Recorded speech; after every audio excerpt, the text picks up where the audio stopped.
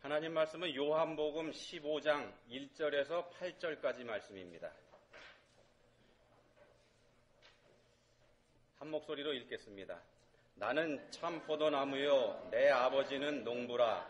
무릇 내게 붙어있어 열매를 맺지 아니하는 가지는 아버지께서 그것을 제거해 버리시고, 무릇 열매를 맺는 가지는 더 열매를 맺게 하려 하여 그것을 깨끗하게 하시느니라.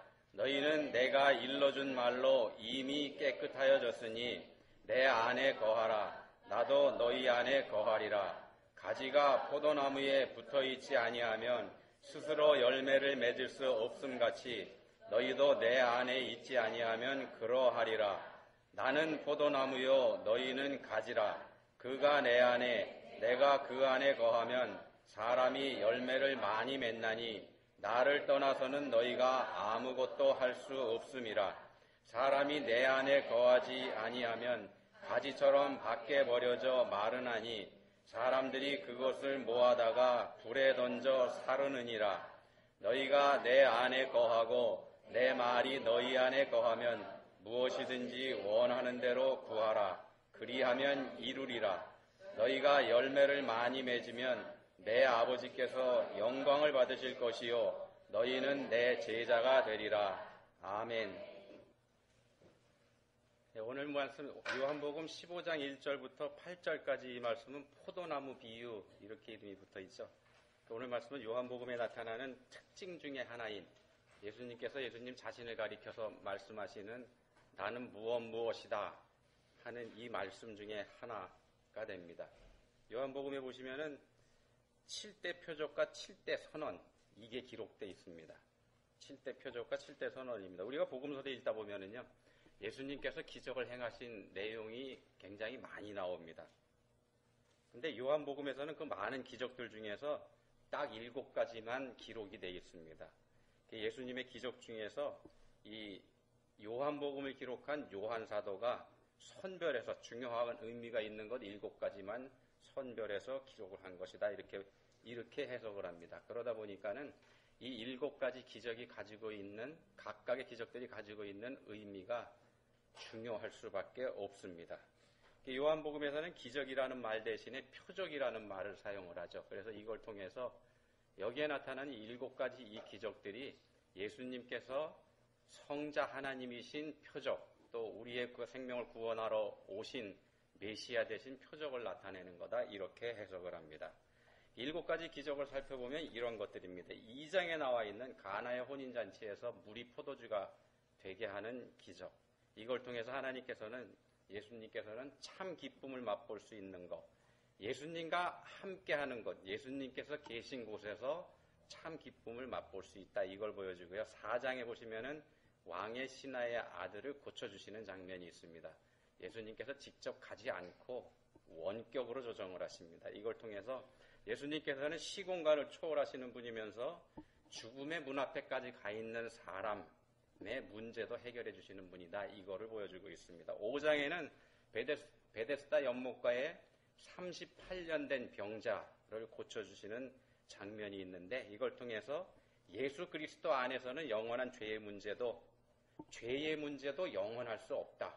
이런 메시지를 주고 있습니다. 6장에 보시면은 우리가 잘 아는 오병이어 기적이 있죠. 보리빵 2개와 생선 2마리로 5,000명을 먹이는 기적이 있습니다. 이걸 통해서 예수 그리스도 안에 풍성한 생명의 양식이 있다는 걸 우리한테 알게 합니다. 무리를 걷는 기적도 6장에 나오는데요. 이걸 통해서는 모든 것을 초월하고 계신 창조주 하나님이신 예수님, 이걸 우리에게 보여줍니다. 우리의 삶의 평안이 그분 안에 있을 수밖에 없습니다. 9장에는 태어날 때부터 앞을 보지 못하는 소경된 사람의 눈을 뜨게 해주는 그런 기적이 있습니다. 이걸 통해서 그리스도 안에 참 빛이 있음을 알게 해주는 메시지를 주고 있습니다. 마지막 7번째 기적은 11장에 나오는 죽은 나사로를 살려내시는 그런 기적입니다. 여기서는 이걸 통해서 죽음을 초월하시는 예수 그리스도 안에서 우리가 영생할 수 있다는 메시지를 우리에게 주고 있습니다. 이렇게 7가지 표적이 요한복음에 선별돼서 기록되어 있습니다. 7가지 선언도 있다고 말씀을 드렸는데요. 7가지 선언은 뭐냐면은 아까 말씀드린 것처럼 나는 무엇이다 이렇게 예수님께서 자기 자신에 대해서 선언하시는 그런 내용들입니다. 6장 35절에 보시면은 나는 생명의 떡이다 이렇게 말씀을 합니다. 그래서 내게 오는 자는 결코 줄이지 않을 터이다. 나를 믿는 자는 영원히 목마르지도 않는다. 이 말씀을 여기서 하십니다. 8장 12절에서는 나는 세상의 빛이다. 이런 말씀을 하십니다. 나를 따르는 자는 어둠에 다니지 아니하고 생명의 빛을 얻으리라. 10장 7절 9절에서는 나는 양의 문이다. 내가 문이니 누구든지 나로 말미암아 들어가면 구원을 받고 들어가며 나오며 꼴을 얻으리라. 이런 선언을 하고 계시고요. 10장 11절에서는 나는 선한 목자다. 선한 목자는 양들을 위하여 목숨을 버린다. 이런 말씀을 하십니다. 그리고 11장 25절 26절에서는 나는 부활이요 생명이니 나를 믿는 자는 죽어도 살겠고 무릇 살아서 나를 믿는 자는 영원히 죽지 않는다는 말씀을 여기서 합니다. 그리고 6번째는 14장 6절인데요. 내가 곧 길이요 진리요 생명이다. 나로 말미암지 않고는 아버지께로 올 자가 없다. 이런 말씀을 합니다. 그리고 마지막 7번째가 오늘 본문에 나오는 나는 참 포도나무다. 이 말씀이 됩니다. 마지막 선언입니다. 오늘 우리가 살펴보는 본문이요. 본문에서 예수님께서는 자신을 포도나무에 비유하십니다. 예수님 자신은 포도나무라고 하시고 성부 하나님은 그 포도나무를 관리하는 농부에 비유하십니다. 그리고 제자들은 예수님을 따라다니는 제자들은 포도나무에 붙어있는 가지에 비유하고 계십니다. 여기서는 포도나무의 가지인 제자들이 가지가 포도나무인 예수님께 붙어있지 않는다면 어떻게 될지 그거 생각해보라는 말씀을 하십니다. 만약 가지가 나무에 붙어있지 않는다면 그 가지는 이미 죽은 가지입니다. 그러지 않겠습니까? 혹시 방금 나무에서 떼낸 가지, 이 가지라 그러면은 파릇파릇하죠. 싱싱합니다. 아무리 그렇다고 하더라도 그 가지는 결국 죽은 겁니다. 시간이 지나면은 말라버릴 게 분명하기 때문에 그렇습니다. 그렇기 때문에 제자들은 반드시 예수님과 함께 해야만 한다. 이 메시지를 여기서 주고 계십니다. 만약에 예수님의 제자들이 예수님을 따르지 않고 예수님하고 분리가 된, 바꿔서 말씀드리면은 예수님하고 상관이 없는 삶을 살게 된다면 더 이상의 소망이 없다는 말씀입니다. 그렇기 때문에 너희들은 내 안에 거하라. 내 안에 거하라. 이 말씀을 여기서 하시는 겁니다. 그렇게 하면은 너희가 살 거다. 또 나도 너희 안에 거하는 것이 된다. 예수님 안에 거할 때 예수님의 제자인 우리 기독교인들은 기독교인으로서 열매를 맺는 삶을 살 수 있다는 말씀입니다. 본문에서 제자들은요, 포도나무인 예수님에게 붙어있는 가지입니다. 본문 2절에서는 열매를 맺지 않는 가지는 농부인 아버지께서 제거해 버릴 것이다. 이렇게 말씀을 합니다. 포도나무는 잘 아시는 것처럼 나무라기보다는요, 넝쿨이라고 할 만큼 나무로서, 그리고 목재로서는 별로 가치가 없습니다. 별로 가치가 없는 게 아니고 아예 가치가 없다고 볼 수 있습니다. 건축자재로 사용할 수도 없고요. 조경용으로 사용할 수도 없고 땔감으로 혹시 사용할 수 있긴 합니다만 불에 잘 타는 나무도 아닙니다. 그래서 예루살렘 성전에서 짐승을 잡아서 번제, 불에 태워드리는 제사를 드릴 때 그때 목재가 굉장히 많이 필요합니다. 장작이 많이 필요한데 거기서 거기서 성전에서 목재가 많이 필요함에도 불구하고 포도나무를 성전에서 땔감으로 사용하는 경우는 없습니다. 포도나무는 포도 열매를 맺는 용도 이외에는 쓸모가 없는 나무라는 겁니다. 그런데 만약 그런 포도나무에 달려있는 어떤 가지가 열매를 맺지 못한다면 그 가지를 농부 입장에서는 어떻게 해야 되겠습니까? 당연히 그 가지를 잘라버려야 됩니다. 열매도 맺지 못하면서 뿌리에서 올라오는 양분은 계속 먹을 것이기 때문에 그렇죠. 그 가지가 먹는 양분을 차라리 다른 열매를 맺는 가지가 가져간다면 훨씬 더 좋고 많은 열매를 맺을 것이 틀림없기 때문에 그렇습니다. 그래서 농부 입장에서는 포도 열매를 맺지 못하는 가지를 그냥 둬서는 안 되는 겁니다. 그래서 본문 2절에서는 열매를 맺지 않는 가지는 농부인 아버지 하나님께서 제거해 버릴 것이다. 이 말씀을 하십니다. 이 말씀은요, 예수님께서 제자들에게 하시는 겁니다. 제자들에게 하시는 건데, 제자들은, 여기 예수님 앞에 있는 제자들은 신약 시대에 와서, 우리 시대에 와서 교회가 됩니다. 그렇기 때문에 교회 안에서 열매를 맺지 않는 제자는 제거해버릴 것이라는 무서운 말씀이 됩니다. 당연히 이 자리에 있는 우리들, 예수님의 이름으로 일컫는 교회인 우리들 중에서 열매를 맺지 않는 사람은 제거해버리겠다, 이런 말씀이 된다는 겁니다. 걱정되시죠? 근데 그렇다고 이 말씀이 무섭다고 해서 우리가 미리 겁을 먹을 필요는 없습니다. 본문에서 예수님께서 이 말씀을 하시는 것은 가지를 제거해버리겠다고 하는 2절 상반절에 있는 그 말씀에 초점이 있다기보다는요, 2절 하반절에 있는 더 열매를 맺게 하려 하심, 여기에 초점을 두어야 하기 때문에 그렇습니다. 가지인 우리가 포도나무인 예수님에게 잘 붙어 있기만 한다면은 그다지 걱정할 필요는 없다는 말씀입니다. 포도나무에 붙어 있는 가지라면, 가지가 포도나무에 붙어 있기만 한다면 열매는 자연히 맺히게 될 것이기 때문에 그렇습니다. 그래도 걱정되시는 분들 있으실 것 같은데, 그러면은 포도나무 가지 중에서 농부가 제거해버리는 가지가 어떤지 그걸 한번 우리가 살펴보면서 우리가 어떻게 해야 되는지 한번 보도록 하겠습니다.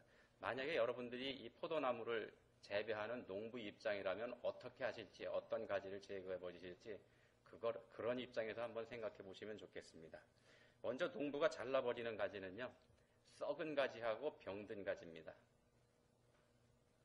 당연하죠. 썩거나 병든 가지를 그냥 두게 되면은요, 자기 혼자만 썩고 병들고 거기서 끝나는 게 아니고 옆에 가지로 옮겨갑니다. 다른 가지마저 썩고 병들게 할 게 분명합니다. 그러면은 우리들 중에서 썩고 병든 사람이 누구일까요? 가지가 우리들이다 그랬지 않습니까? 우리들 중에서 썩고 병든 사람 누구일까요? 육신의 질병 있는 사람 가리키는 거 당연히 아닙니다. 오해 없으시기 바랍니다. 자신의 불신앙, 자신의 믿음 없음을 다른 사람에게 전파하는 사람, 그런 사람입니다. 우리 그리스도인들의 사명은 복음을 전하는 겁니다. 예수 그리스도를 다른 사람, 바꿔 말씀드리면 믿지 않는 사람이나 예수님을 알지 못하는 사람에게 전해서 그 사람이 예수님을 믿고 새 생명의 구원을 받게 하는 것, 이게 우리 기독교인들에게 주어진 사명입니다.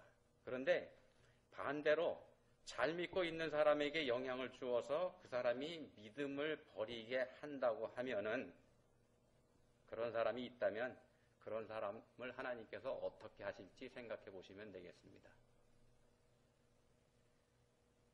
또 다른 경우는요, 농부가 제거해버리는 또 다른 가지는 다른 가지하고 싸우는 가지입니다. 만약에 두 개의 가지가 서로 엉겨붙어서 싸운다면 어떻게 될까요? 둘 다 제대로 된 포도 열매를 맺힐 수가 없습니다. 농부 입장에서는 당연히 그런 거 제거해야지 됩니다. 잘라버려야 됩니다. 그 중에서 더 문제가 있는 가지 하나를 잘라버리든지 아니면 둘 다 잘라버리든지 그렇게 할 게 틀림없습니다. 무슨 말씀인가 하면은요, 교회 안에서 분란을 일으키고 싸움을 일으키는 사람, 그런 사람은 그래서 교회가 갈라지도록 만드는 사람, 제거 대상이 된다는 뜻입니다. 머리 대신 예수님의 몸된 교회를 병들게 하고 다른 지체마저 역할을 하지 못하게 하는 존재라면 하나님께서 그런 사람을 그저 두고 보실 수만은 없으실 거라는 말씀입니다. 교회 안에서 분란을 일삼는 사람이 있다면 그 사람은 자기 자신이 스스로 생각해도 내가 이 교회의 일부라는 인식을 하고 있기는 아마 어려울 것 같습니다. 그 나무의 가지이기를 거부한 가지일 수 있다는 말씀입니다. 당연히 제거되어야 됩니다. 또 다른 경우에는요, 또 다른 잘라버려야 될 가지는 안으로 파고드는 가지입니다. 과일나무의 가지는 밖으로, 그러니까 햇볕을 향해서 뻗어야 되는 게 정상입니다. 그런데 만약에 어떤 가지가 밖으로 뻗으려고 생각은 하지 않고 나무 안으로 파고든다 그러면 잘못된 겁니다. 당연히 그런 가지 잘라버려야 됩니다. 예수님께서는 제자들을 가리켜서 너희는 세상의 빛과 소금이다, 이런 말씀을 하셨습니다. 빛이신 하나님을 알지 못하는 어둠 속에 있는 세상을 향해서 그리스도의 빛을 밝히는 사람이 되어야 된다. 이런 뜻으로 하신 말씀이죠. 또한 썩어가는 이 세상이 썩지 않도록 방부제 역할을 하는 소금의 역할, 방부제로서의 소금의 역할, 그리고 하나님께서 창조하신 이 세상에 맛을 더해주는 조미료로서의 소금의 역할, 이걸 성도들이 해야 된다는 말씀을 하신 겁니다. 그런데 만약에 성도가 이런 빛과 소금의 역할을 제대로 하지 못한다면 소금이 맛을 잃어버리면 더 이상 쓸모가 없기 때문에 바깥에다 내다 버리는 것처럼 그 성도도 내다 버릴 수밖에 없게 된다는 말씀입니다. 그래서 안으로 파고들기만 하는 성도, 뭐냐 하면은요, 세상하고는 담을 쌓고 이웃하고는 등지고 자기 자신만을 위해서 사는 성도, 제거 대상이 될 수 있다는 말씀입니다. 또 농부가 제거해버리는 또 다른 가지는요, 햇빛을 받지 못하거나 반대로 자기 혼자서만 햇빛을 독차지하고서 다른 가지가 햇빛을 받는 것을 방해하는 가지입니다. 포도나무에는 열매가 잘 열리는 단 하나의 가지만 있으면 되는 거 아니지 않습니까? 포도나무에 달려있는 여러 개의 가지가 골고루 잘 자라서 모든 가지가 다 많은 열매를 맺어야 그 포도나무가 좋은 나무입니다. 근데 만약에 단 하나의 가지만이 홀로 좋은 열매를 맺는다면 농부 입장에서 고민할 수밖에 없습니다. 질은 조금 좋을지 모르겠습니다. 그런데 마침내 다른 나무들처럼 똑같이 좋고 많은 열매를 맺게 하기 위해서 그 나무를 어떻게 할 것인지 농부로서는 결단할 수밖에 없게 된다는 말씀입니다. 교회는 각각의 지체가, 우리들 각자가 각자의 역할을 감당하면서 균형과 조화를 이루는 공동체이어야 합니다. 물론 이 세상도 똑같습니다. 이 세상 또한 각 사람들이 각자의 역할을 하면서 조화를 이루어야 합니다. 하나님께서 이 세상을 창조하시고 이 세상에 수많은 사람들이 있게 하신 이유는요, 그 중에 한 사람이나 특출난 사람들 몇 사람, 이 사람들만 잘 먹고 잘 살려고 다른 사람들 위해 군림하라고 그걸 바라셔서 하신 거 아닙니다. 잘난 사람과 못난 사람, 또 똑똑한 사람과 덜 똑똑한 사람, 이런 사람들이 서로 어울려서 조화를 이루는 모습을 하나님께서는 원하시는 겁니다. 그게 하나님 마음입니다. 왜 하나님께서 사람들마다 각각 재능과 능력과 생각이 다르도록, 각자가 다르도록 차이를 두어서 태어나게 하셨을까? 그걸 우리가 생각해 보면 됩니다. 하나님께서는 그들 한 사람 한 사람이 다 필요하시기 때문입니다. 하나님께는 모든 사람이 다 필요합니다. 다만 우리 어리석은 사람들이 자신들의 기준을 가지고서 어떤 사람은 가치가 있는 사람이고 어떤 사람은 저 사람은 별 가치가 없는 쓸모없는 사람이다, 이렇게 판단을 하게 되는데 잘못된 자기 기준을 가지고 한다는 겁니다. 그 기준으로 판단을 해버렸을 뿐이라는 말씀입니다. 또 제거 대상이 되는 가지는요, 덜 자란 가지입니다. 덜 자란 가지. 다른 가지들은 모두 잘 자랐는데 혼자서만 아직도 연약한 가지로 남아있다 그러면 그 가지도 농부는 미련 없이 잘라버릴 겁니다. 신앙의 연륜이 쌓여가는 데 따라서 그만큼 성숙한 신자가 되어야 마땅한데, 그래서 자기 자신에게 주어진 역할을 감당해야 하는 것이 마땅한데 그렇지 못한 신자라면 문제가 된다는 말씀입니다. 이것도 제거 대상이 될 수가 있습니다. 이 밖에도 농부가 가지를 제거하는 이유는 우리가 더 생각해 볼 수 있습니다. 근데 지금 대체로 살펴본 이런 이유들만 살펴봐도 요거를 하나로 정리해 보면은요, 어떤 결론이 나오는가 하면은 농부가 제거하는 가지는 다른 가지하고 조화를 이루지 못하거나 다른 가지에게 해를 주는 가지, 이렇게 정리가 됩니다. 다른 가지하고 조화를 이루지 못하는 가지 제거 대상입니다. 다른 가지하고 다른 가지에게 해를 주는 가지, 포도나무에서 잘려져 나갈 겁니다. 결국 자기 자신만을 생각하거나 자기 자신의 입장만을 고수하는 신자는 하나님 보시기에 좋은 신자가 아니라는 결론이 나옵니다. 여기까지 말씀드리면은요, 이 듣고 있는 우리한테 부담이 생깁니다. 어떠신가요? 몇 가지 예를 들어드렸는데 여러분들 자신은 이 중에 나는 어디에 좀 해당되는 것 같으다, 어디하고 비슷한 것 같으다, 그런 생각 들지 않으시나요? 안 들으시나 봐요. 그러면은 아주 좋은 신자들이십니다. 감사합니다. 근데 한번 잘 생각해 보시기 바랍니다. 그렇게 자부하고 계신 게 혹시 스스로 교만한 마음을 갖고 있는 건 아닌지. 죄송합니다. 우리들 중에 많은 사람들은 이 중에 어떤 것인가 나 자신이 들어간다, 이렇게 생각할 수 있습니다. 그렇다고 해서 그럼 이제 제거 대상이 되는 거지 않습니까? 근데 그렇다고 해서 낙심하지 마시기 바랍니다. 본문 3절 말씀 보시면은 이렇게 되어 있습니다.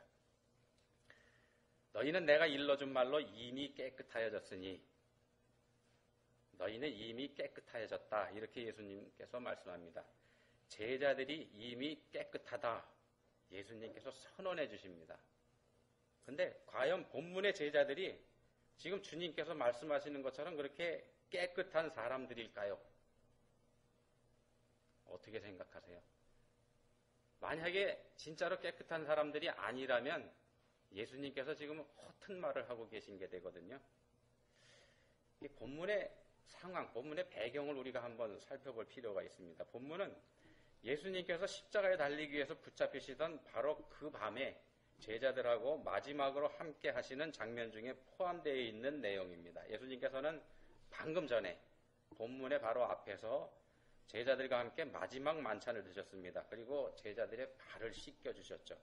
여기까지만 보면은요, 본문 3절에 있는 예수님께서 하신 말씀, 너희는 이미 깨끗하여졌다, 이 말씀이 맞는 것 같아 보입니다.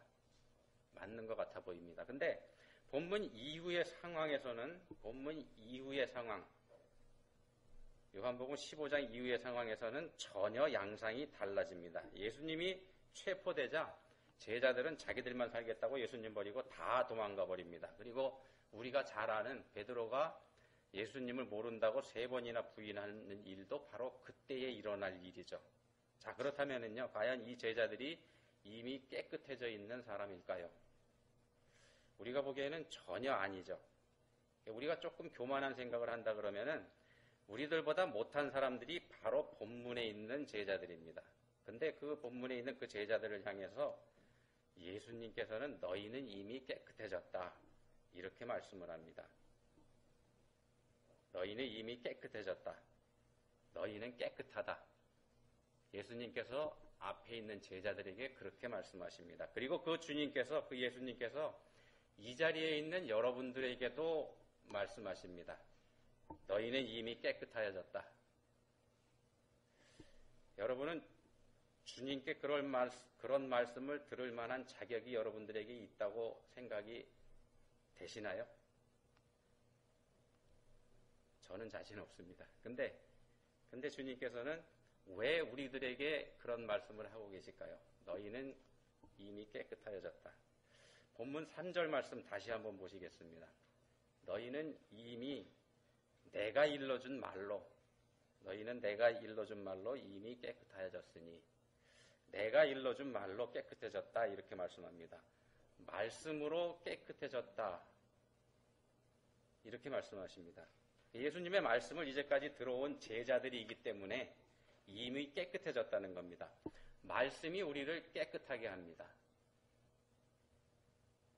그리고 예수님은 곧 말씀이십니다. 말씀이 육신이 되어 우리 가운데 오신 분이 예수님입니다. 그리고 그 말씀은 하나님이십니다.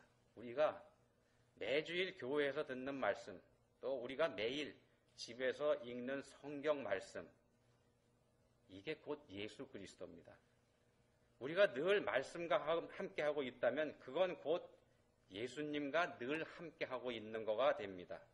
본문의 제자들은 살아계신 예수님, 살아계신 말씀하고 이미 3년 동안이나 함께하고 있었습니다. 그래서 예수님께서 선언하시는 겁니다. 너희는 이미 깨끗하여졌다. 말씀은요, 우리가 생각하는 것보다 훨씬 더 큰 능력이 그 안에 들어 있습니다. 히브리서 4장 12절 말씀 이렇게 되어 있습니다. 다들 잘 알고 계신 말씀인데요. 하나님의 말씀은 살아있고 활력이 있어. 옛날 번역에서는 운동력이 있어 이렇게 돼 있죠. 좌우에 날선 어떤 검보다도 예리하여 혼과 영과 및 관절과 골수를 찔러 쪼개기까지 하며 또 마음의 생각과 뜻을 판단하나니. 하나님의 말씀은 살아 있습니다. 예수 그리스도는 우리들 가운데 살아 계십니다. 우리가 날마다 대하는 말씀 가운데 예수 그리스도께서 살아 계신다는 이 사실 믿으시기 바랍니다. 그 말씀이 또한 우리를 날마다 새롭게 해주고 있다는 사실도 믿어보시기 바랍니다. 이런 믿음을 가지고 우리가 이런 믿음을 가지고 있을 때 우리는 본문에서 말씀하는 포도나무인 예수님에게 붙어있는, 그래서 열매를 맺고 있는 가지가 됩니다. 우리들 스스로는 우리가 열매를 맺고 있는지 어떤지 그 사실을 깨닫지 못하고 있을 수도 있습니다. 그렇지만 우리가 교회에 몸담고 생활하면서 하나님의 백성들인 성도들과 더불어 아름다운 관계를 이루어가고 있다면 우리는 이미 포도나무에 붙어 열매를 맺고 있는 가지입니다. 믿으시기 바랍니다. 그리고 여러분들의 삶에서 더욱 분명하고 아름다운 열매 맺어보시기 바랍니다. 기도하시겠습니다.